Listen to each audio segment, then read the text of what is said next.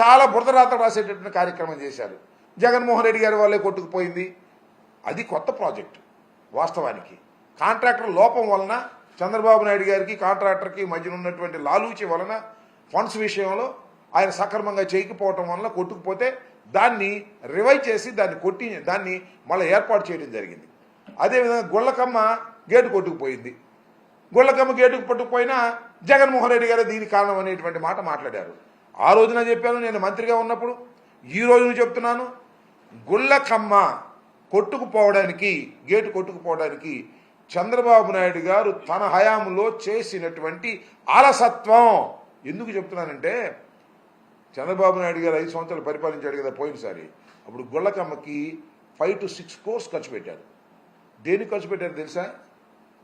Paint వేయటానికి, విగ్రహం కట్టడానికి, అక్కడ బ్యూటిఫికేషన్ కోసం 6 crores దే స్పెండ్. గేట్ల కోసం 1 కోటి కూడా ఖర్చు పెట్టాల. అంటే ఎక్కడ డబ్బులు కమిషన్ వస్తే అక్కడ ఖర్చు పెట్టి గుళ్ళకమ్మ ప్రాజెక్టుని సర్వనాశనం చేసే కార్యక్రమం చేశారు. అది మేము వచ్చిన తర్వాత కొట్టుకుపోయింది. ఆ రోజు చేసి ఉన్నట్టయితే అద్భుతంగా ఉండేది. కానీ ఈ విధంగా ఏది జరిగినా జగన్మోహన్ రెడ్డి గారి అకౌంట్లో వేయాలనేటువంటి ప్రయత్నం చేయటం చంద్రబాబు నాయుడు గారికి తగదు అని ఈ సందర్భంగా నేను చెప్పదలుచుకున్నాను. నిజానికి తుంగభద్ర 71 సంవత్సరాల పూర్వం, అంటే మేము పుట్టక ముందు అది నిర్మాణం చేసినటువంటి ప్రాజెక్ట్. చాలా పత్రికల్లో, వాళ్ళ పత్రికల్లోనూ రాశారు 45 సంవత్సరాలు వరకు అది గ్యారంటీ పీరియడ్. 45 సంవత్సరాలు దాటి ఇప్పుడు 71 సంవత్సరం అయింది. దాని రిపేర్లు ఎప్పటికప్పుడు చేస్తూ ఉండాలి. 45 సంవత్సరాల నుంచి కూడా సక్రమంగా చేస్తూ ఉండాలి. చంద్రబాబు నాయుడు గారు ఎన్ని సంవత్సరాలు పరిపాలన చేశారో మీకు తెలుసు. జగన్మోహన్ రెడ్డి గారు 5 సంవత్సరాలు పరిపాలన చేస్తే జగన్మోహన్ రెడ్డి గారు సరిగా చేయకపోవటం వల్లే పోయిందనేది ఒక ఉమ్మడి ప్రాజెక్ట్. అది కర్ణాటక, ఆంధ్రప్రదేశ్, తెలంగాణ స్మాల్ షేర్ ఉంది. మొత్తం సిడబ్ల్యూసి చూసుకుంటుంది. ఆ నిర్వహణ వేరే ఉంటుంది. ఫండ్స్ మనం కేటాయిస్తాం. అయితే మనకు కూడా కొంత అజమాయిషి ఉండే మాట వాస్తవం.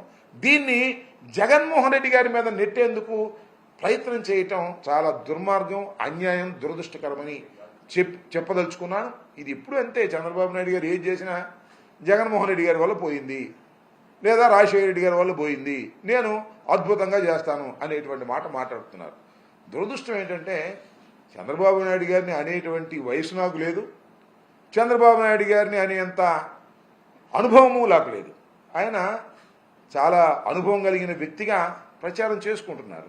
ఎంత దురదృష్టం అంటే పులిచింతల ప్రాజెక్టుకు సంబంధించి ఆయన ఒక మాట చెప్పాడు. నాకు చాలా ఆశ్చర్యం వేసింది. ఇప్పటికి కూడా ఆశ్చర్యం వేస్తుంది. ఏమన్నాడంటే, కాఫర్ డ్యాములు లేకోకుండానే ప్రాజెక్టుని పూర్తి చేయాలని ఆలోచన మేము చేశాము అన్నాడు చంద్రబాబు నాయుడు గారు. సాక్షాత్తు చంద్రబాబు నాయుడు గారు.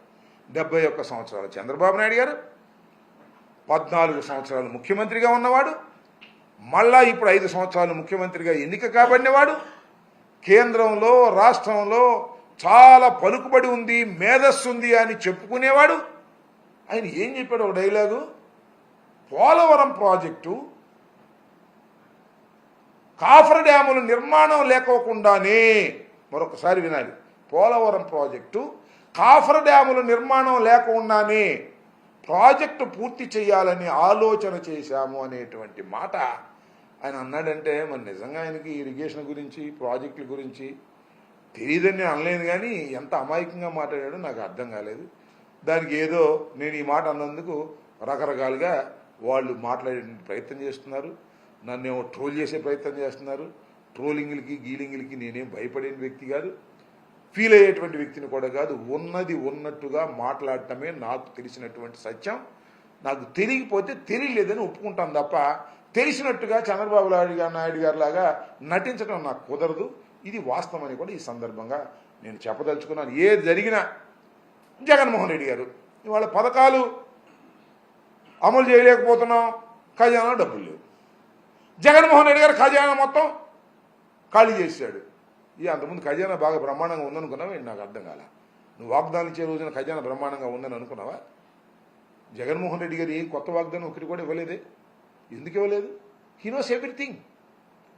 కొత్త వాగ్దానాలు ఇస్తే చేయలేము, పాత వాగ్దానాలని నిలబెట్టుకోవాలి అనేటువంటి ఉద్దేశంతో ఒక్క కొత్త వాగ్దానం కూడా చేయలేదు. నువ్వేమో కొత్త వాగ్దానాలు చేసావు. ఎంతమంది పిల్లలు ఉంటే అంతమంది పిల్లలకి ఇస్తానన్నావు. అదే స్వామి చెప్పినట్టు, జగన్మోహన్ రెడ్డి గారు చెప్పినట్టు బిర్యానీ ఇస్తానంటే బిర్యానీ కోసం ఎగబడితే ఉన్న పలావ్ పోయింది, బిర్యానీ పోయింది, ఆ సామెతగా ఉంది, ఆ అమ్మ ఒడి పోయింది, తల్లికి వందనము లేకుండా పోయింది. ఈ సంవత్సరం నిజంగా తల్లులకు 15,000 రూపాయలు జగన్మోహన్ రెడ్డి గారు రొటీన్గా వేసేవి కూడా లేకోకుండా అన్యాయంగా తల్లుల్ని మోసం చేసిన చంద్రబాబు నాయుడు గారు ఏం చెప్పాలి మీ గురించి నాకు అర్థం కాదు. అద్భుతమైన వాగ్దానాలు చెప్పావు, అన్ని వాగ్దానాలు నెరవేరుస్తానన్నావు, సూపర్ 6 అన్నావు, అవన్నీ చూస్తుంటే భయం వేస్తుంది అంటున్నాడు. ఇచ్చింది ఆయనే, మరి భయం ఎందుకు వేస్తున్నావు నాకు అర్థం కాల. ఖజానా చూస్తే ఖాళీ అంట, అంటే కోటాను కోట్ల రూపాయలు ఖజానాలో ఉంటే నువ్వు పంచి పెడతావు. వచ్చి ఏం చెప్పావు నువ్వు? సంపద సృష్టిస్తా అన్నావు. ఏది సంపద సృష్టిస్తున్నావులే, అన్ని పథకాలు ఆపేసి ఆ సంపదను సృష్టిస్తున్నట్టుగా కనపడుతున్నాను. కాబట్టి ప్రతిదీ కూడా నీ ఫెయిల్యూర్ని ఈ 2 మాసాల పైచిలకు నువ్వు పరిపాలనలోకి వచ్చావు. ప్రతిదీ కూడా ఫెయిల్యూరు, తీవ్రమైనటువంటి వ్యతిరేకత, ఎందుకు ఓటేశాంరా బాబు అని ప్రజలు పశ్చాత్తాపడే దశకు వచ్చినటువంటి సందర్భం ఇదని ఈ సందర్భంగా నేను చెప్పదలుచుకున్నాను.